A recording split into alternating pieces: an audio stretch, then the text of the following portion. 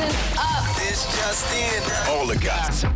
The Rumor Report. Gossip. With Angela Yee. It's the Rumor Report. The Breakfast Club.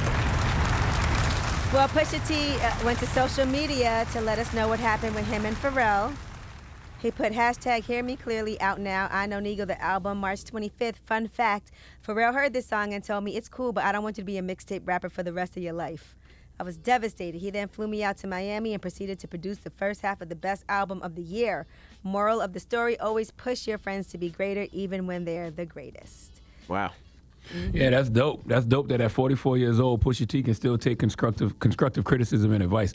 Because some folks that age are stuck in their ways, and if you try to tell them something that can, better their performance, they get angry and defensive. So salute to Pusha T. But I would also say they've known each other since they were teens, so it's a different relationship. And then he did fly him out and produce the first half of his album. Mm-hmm. On top of all that.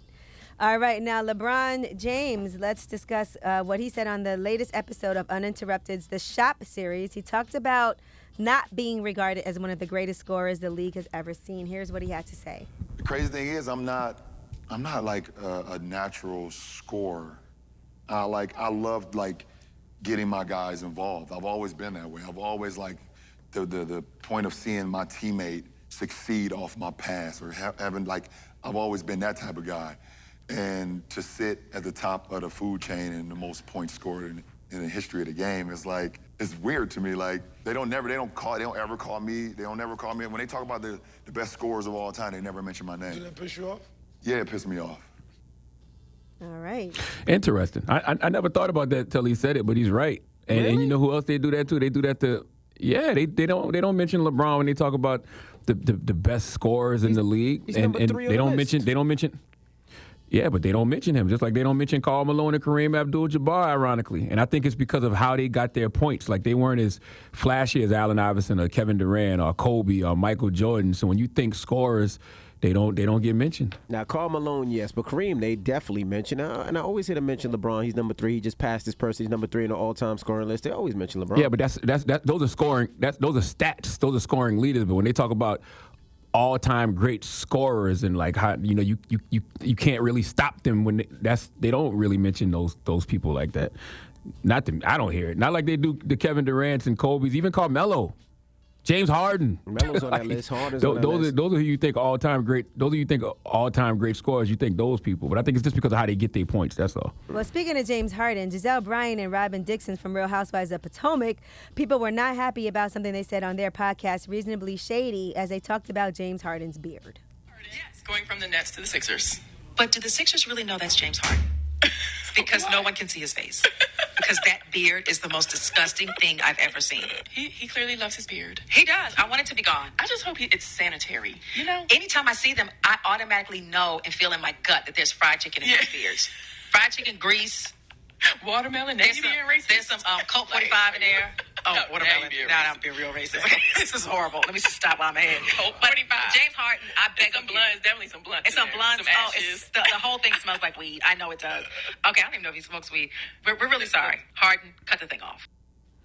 All right, so people did not like the stereotypes that they used when they were talking about James Harden's beard, fried chicken, Oh, God. watermelon grease, blunts, weed. How many times do we have to have this conversation? What conversation? I promise if you simply do some research on how fried chicken and watermelon became a racist stereotype, you wouldn't even look at them as racist stereotypes. White bigots literally made us put a negative stigma on something that used to be a sign of success, freedom, and wealth. The way y'all feel about fried chicken and watermelon is actually how y'all should feel about the N-word.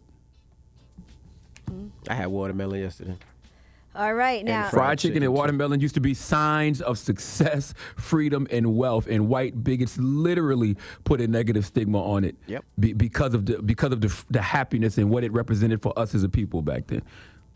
All right. Stop it, and Now- make sure you listen to the Reasonably Shady podcast on the Black Effect iHeartRadio podcast network too. Let's show some love to NLE Choppa and his girlfriend Marissa. So sad. Yes, they unfortunately have suffered a miscarriage, and his NLE Choppa's girlfriend Marissa posted about it. She said, "Talking about this is so hard, but with Bryson next to me and being my supporter, this has helped me more." Here's what they had to say.